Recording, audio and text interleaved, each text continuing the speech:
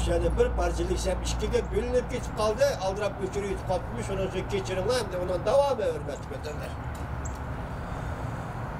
Jungo Tsinghua Universiteti Kanadi Yer Shari Siyaset Tadqiqot Merkezi Harbiy ishlar mutaxassisi Zhang Tong Shangang Janubning Sahara gazeti muxbirining ziyoratini qabul qilganda aloqador taraflarning Amerika bilan bo'lgan munosabati jiddiylashgan sari davlat mudofaa siyosati qayta o'ylashib, yadro qurollarini avval ishlatmaymiz degan prinsipni bekor qilish mumkin deb ko'rsatdi. Gazet bunday xabar qildi.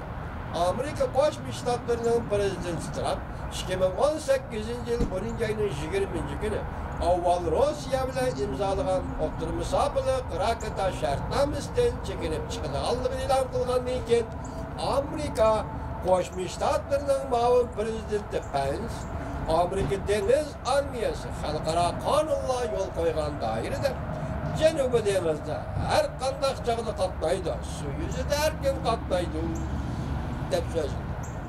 Yoki nutq e'lon qildi.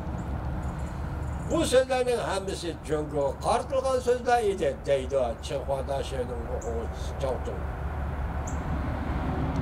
Jungoning harbiy ishlar mutaxassislari Jungoning qanday inkas qaytarishini tushuntirdi. Zhang Tong bunday dedi. Jungo 1964-yili tunji qatim atom bombasi portlatgandan beri yadro qurollarini avval ishlatmaymiz degan prinsip turib keldi. Lekin hozir Amerika bilan Jungo o'rtasida ishonch asta tugashga boshladi. Natijada hukumat bu prinsipni bekor qilishni o'ylashga olib keldi. Ya'ni oldi bilan birinchi bo'lib Amerikaga yadro qurollari bilan zarba berish mumkin. Ana ko'rdingiz, men boshnim dedim. Kulkulik dedim. Shunga bu kulkulik xabar yoki kulkulik xabarning mazmuniga chetilib kelayotgan Jungo kompartiyasi. Mesela yadro qurollarini avval ishlatmaymiz deb bergan va'dasi deyli. Yoki buni bir ramvozlikmi deyli.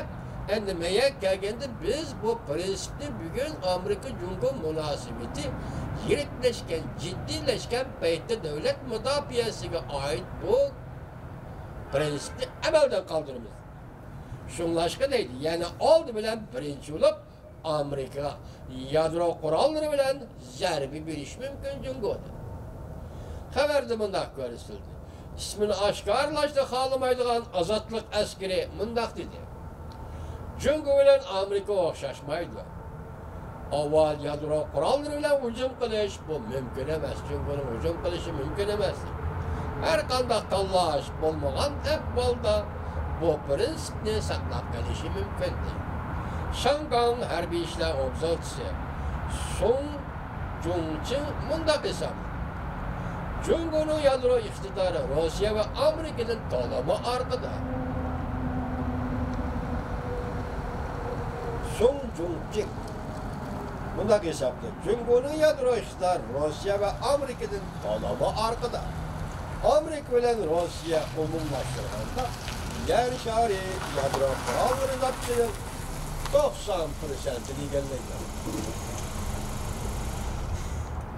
Bu yerda qiziq bir hikoya. Jungoliklar hozir yadro qurollarini hammadan buni avval ishlatamiz deb nima gapga qaltis gap. Men boshda aytdim, muttahamning fikri, muttahamning pozitsiyasi.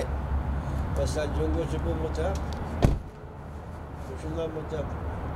Kim o? Oho!